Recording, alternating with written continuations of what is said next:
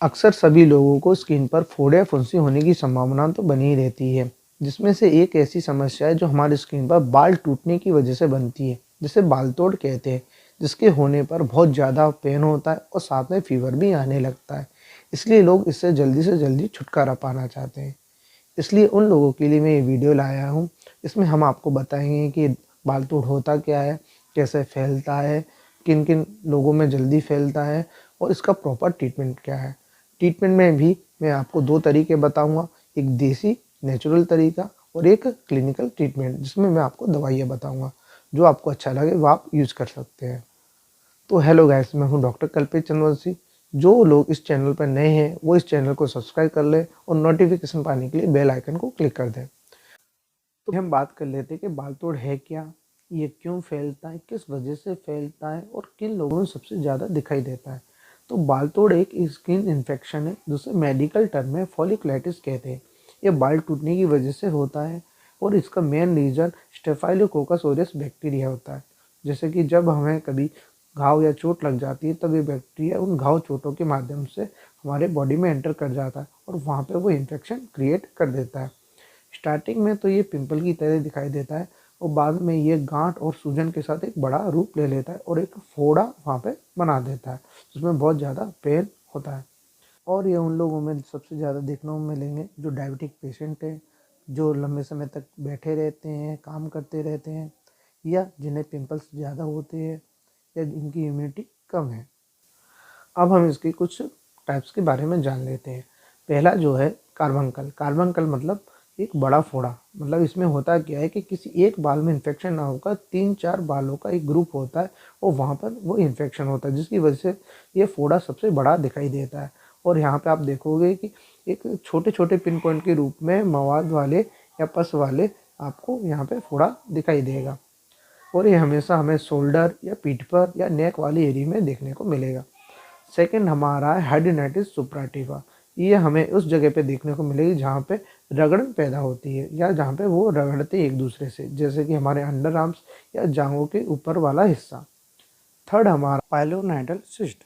ये हमेशा हमें बटक्स या नियर द एनस मतलब हमारे कूलों या मलद्वार के पास वाली जगह पे देखने को मिलेगा।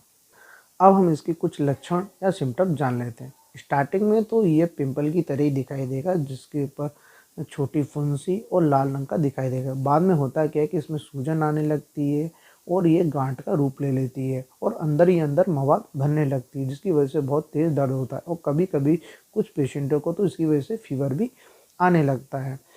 अब हम इसके ट्रीटमेंट के बारे में जान लेते हैं। पहले हम इसका घरेलू उपाय देखेंगे।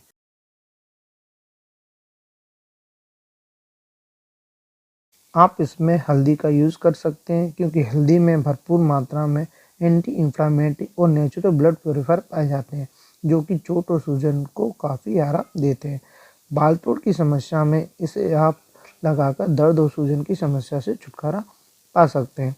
इसके अलावा आप नीम का भी यूज़ कर सकते हैं। नीम में एंटीबैक्टीरियल और एंटीमाइक्रोबियल के गुण पाए जाते हैं। यह बाल तोड़ को आपके शरीर से बिना किसी साइड इफेक्ट के दूर कर देता है। इसके लिए आपको मुट्ठी भर नीम की पत्तियों को पीसकर एक गाढ़ा लेप बना लीजिए और उसे अपने बाल तोड़ वाली जगह पे लगा लीजिए। इसके अलावा आप मेहंदी का भी यूज़ कर सकते हैं, क्योंकि मेहंदी में एंटी एलर्जी के गुण पाए जाते हैं। इसके ठंडे गुण के कारण ये जलन को शांत कर देता है। अगर आपको बाल तोड़ वाली जगह में ज़्यादा जलन हो रही हो तो आप मेहंदी का इस्तेमाल कर सकते हैं। इसके लिए आपको मेहंदी को पहले भिगोकर और उसका गाढ़ा लेप तैयार कर लेना है और अपने बाल तोड़ वाली जगह पे लगा देना है। इसके अलावा आप प्याज का भी इस्तेमाल कर सकते हैं, क्योंकि प्याज में एंटीसेप्टिक गुण पाए जाते हैं। इसके लिए आप प्याज का एक स्लाइस घाव पर रख दें और उसे कपड़े से बांध लें। 1-2 घंटे बाद कपड़े को हटा लें, इससे आपको राहत मिलेगी। अब हम बात कर लेते हैं इसके मेडिकल ट्रीटमेंट के बारे में। ये दवाई आपको 5 दिन तक लेनी है। तो पहली जो दवाई है ऑगमेंटिन 625, इसे आपको सुबह शाम लेना है। दूसरी जो दवाई है एजिथ्रोमाइसिन 500 mg, इसे आपको केवल दोपहर में लेना है। तीसरी दवाई है सूमो, इसे आपको 3 टाइम लेना है, मतलब सुबह दोपहर शाम को। और जो आखिरी दवाई है वो है पेंटॉप DSR, इसे आपको सुबह खाली पेट लेना है। इसे लेने के बाद आप बिल्कुल ठीक हो जाओगे। तो अगर आपको ये वीडियो अच्छी लगी हो तो लाइक कीजिए, शेयर कीजिए। अगर कोई डाउट हो तो हमें कमेंट सेक्शन में आके आप बता सकते हैं। Thank you.